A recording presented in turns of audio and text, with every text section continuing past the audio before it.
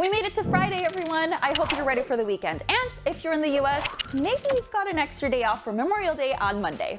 I'm Stella, and in today's Daily Fix, Nintendo has finally addressed the infamous duplication glitch in Zelda Tears of the Kingdom. Alan Wake 2's devs might be backpedaling a little bit on the game's release plans. The Lord of the Rings Gollum devs issued an apology, and the European Commission claims PlayStation is outperforming Xbox. Let's get to it.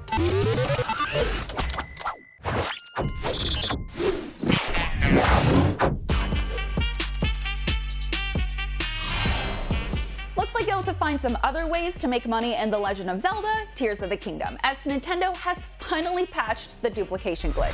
Via Australian Nintendo fan site Vooks, the latest update version 1.1.2 removes all currently known methods of item duplication.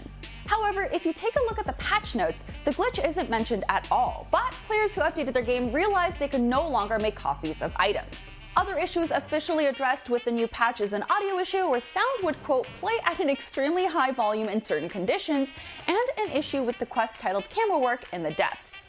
So it looks like I'll have to go legitimate and earn my rupees the old-fashioned way, instead of doing the glider trick and getting 5 items at a time. Which sucks, but you know what, it's fine. I got all my items that I wanted, and yeah, I got my armor sets that I like. What's your favorite way to earn money in the game? Let me know, because I legitimately cannot figure it out, because I cut grass in that game and no rupees come out.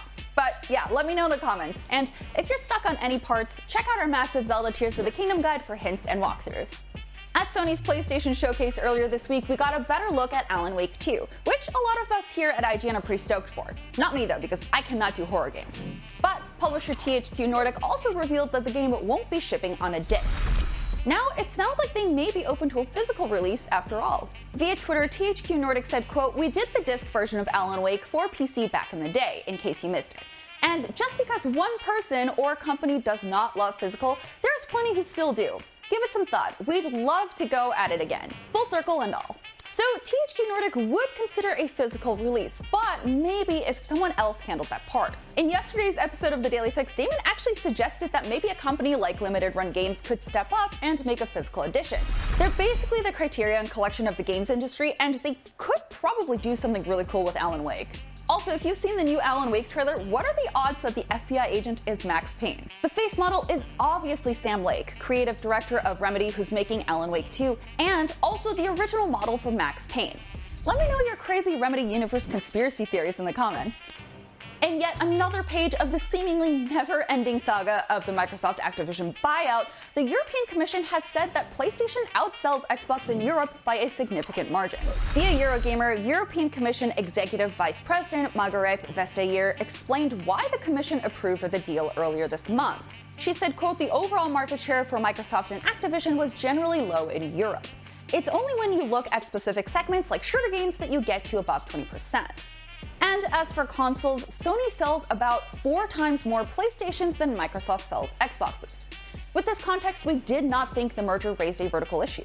We're not sure if she meant specifically PS5s are outselling Xbox Series consoles, or that maybe she was referring to all generations of PlayStations against all generations of Xboxes. But it's good to note that this refers to Europe and not total worldwide sales. The UK is one of the last major holdouts on the Microsoft Activision deal, but if they happen to change their mind, we'll definitely be covering it, so stay tuned to IGN for more. And finally, the Lord of the Rings Gollum review embargoes have lifted, and they're not great. And now the developer is apologizing for it. On Metacritic, the game currently sits at 41 out of 100. IGN scored the game a 4 out of 10, and that seems to be on the higher end of major gaming outlets. The Guardian gave the game a 1 star out of 5.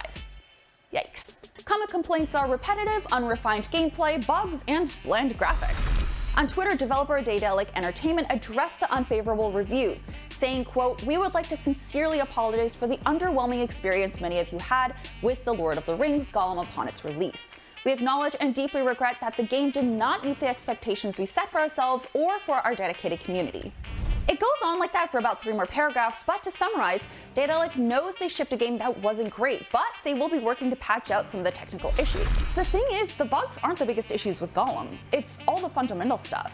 Our reviewer specifically highlighted dull stealth gameplay and a pointless story. Patches probably aren't going to fix that. Also, how many of us were actually asking for a Gollum game? And that was your Daily Fix for Friday, May 26th. Be sure to stick around all summer long for our Summer of Gaming coverage. It kicks off in earnest next month, ending on June 30th. We'll have looks at all the major showcases including Xbox, Starfield, Ubisoft, Final Fantasy XVI, and all of the major players in the industry, big and small. Expect exclusive interviews, reveals, trailers, and more. You can catch it all wherever you get IGN. For now, keep on gaming, and we'll see you next time.